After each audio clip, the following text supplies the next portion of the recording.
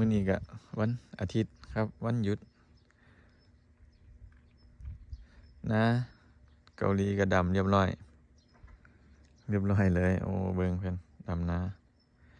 เพิ่นก็ใส่รถเกี่ยวหรอว่าไม่ใช่ใส่รถด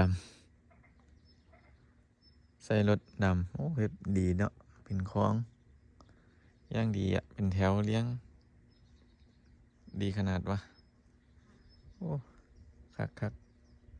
มีนาอีสามไห้กับพอแห้งแล้วนี่3 ไห้กับหวยได้หลายอยู่ดินี่เบิ่งนะพุ่นนะเลี้ยงกันดีขนาดเลยเออเป็นแถวงาม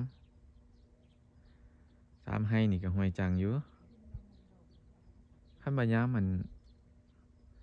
เขาออก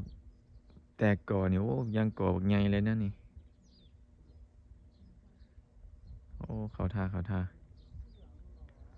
ย่างจังละคักอยู่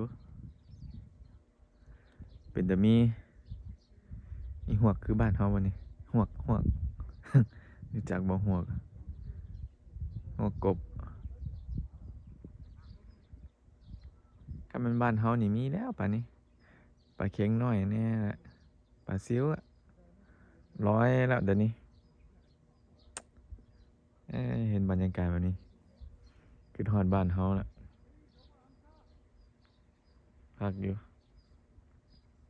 คนนะเขาท่าให้บักใหญ่อะ